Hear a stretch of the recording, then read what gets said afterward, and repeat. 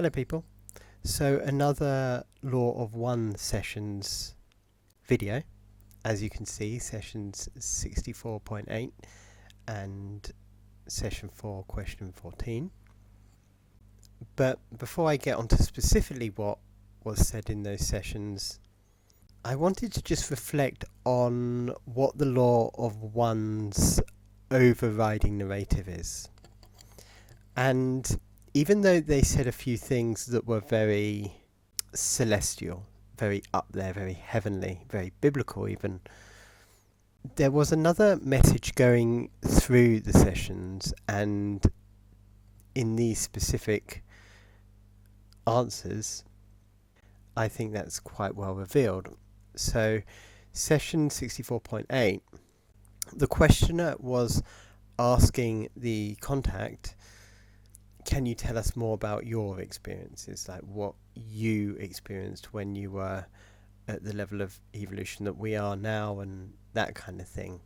And the contact stopped them and said, no, this is not right. To speak to someone that honours us is to imply that we're elite. I might be mixing this up with other sessions as well.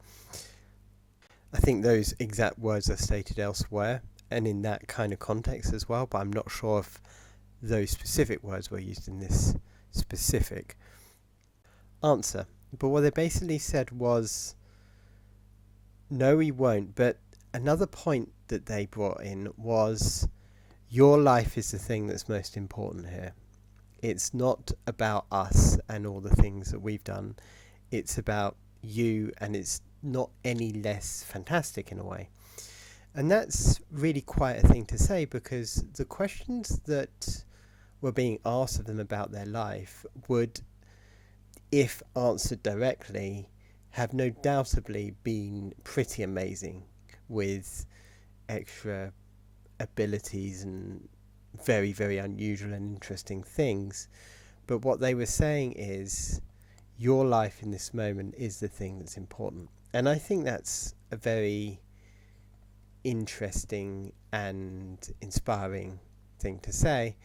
It's kind of like, even with us, where we're working and all the things that we're doing in society, and perhaps you wanted to be a movie star or something, but now you're working and you have XYZ relationship and this or that hasn't gone as well as it could have, or that you feel it could have. It's basically saying, no, your life is important, and it is as important as that person in whatever other realm achieving all these spectacular things.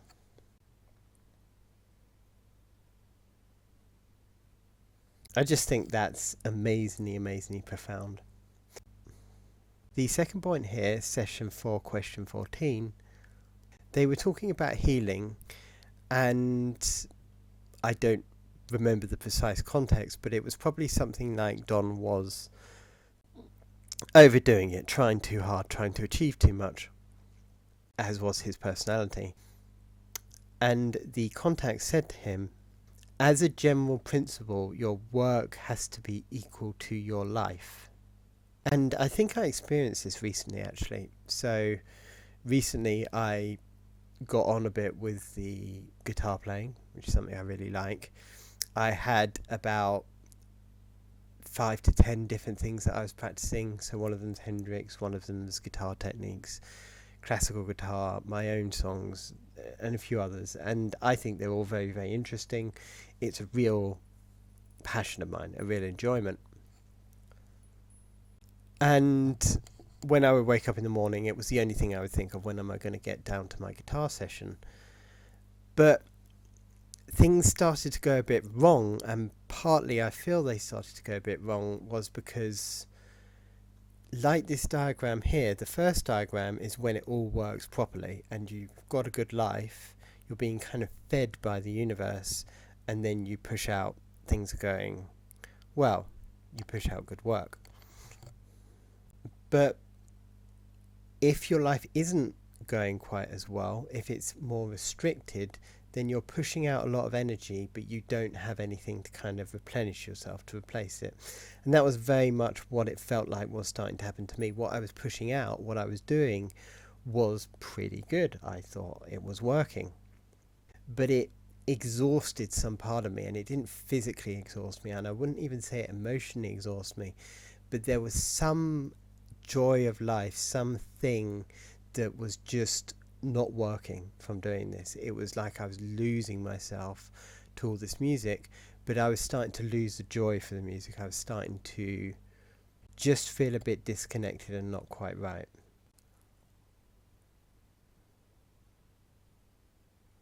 I've talked before in previous videos about how unbelievably complex our lives actually are. This was in this video, The Mystery of Interaction, and the quote that I've put there, just as a general coincidence, has seemed to me very relevant recently. But I'll briefly talk about the video. So in that video, I took Carla Ruckhurt's chart and Don Elkins' chart, and I talked about something that happened between them in the Law of One, something that was a very unusual, magical, energetic, strange thing. It was all to do with energies. And my main point, my main takeaway was that if these energetic things I talked about were correct in how people deal with each other, there is such an unbelievable amount of complexity in the world as we see it, and an amount of complexity that's relevant to the higher forces that we could just scarcely imagine it. A lot of us have grown up with a secular worldview, but the secular worldview is not accurate. So the reality is that life is unbelievably complex in that way, and it's something to think about. It's something that explains a lot of the unusual things in life, a lot of the things that we don't really accept or like about the world, but maybe down to some of these invisible rules. The quote there was from Aeschylus, I think. I'll do my best from memory. He who lives must suffer, and terrible grief that falls on us drop by drop upon our hearts, so that we suffer even in our dreams, until finally relief comes through the awful grace of God. Recently today, I realised that I've actually started to experience that in relation to something in my life. There's an area of my life where the grief has just ended. It feels supernatural, like there is a strong force that's just said, nope, we're finished with that now, and we're moving on. And yeah, so that's just a strange synchronicity to do with that video. Anyway, so in relation to that, my conclusion is that our lives are our own lives, and I'm putting this all together to kind of show that when mapping out how lives are, how lives could be, should be, then there is always this unbelievably complex substructure. And I think there's a good side to that as well. It's not just bad. There is, in a sense, a prophecy that we will become who we are meant to be through all that stuff. And I'm sure that a lot of those energies and strange patterns prevent a lot of negative things that could happen. Anyway, that's all I have for today. Thank you for listening.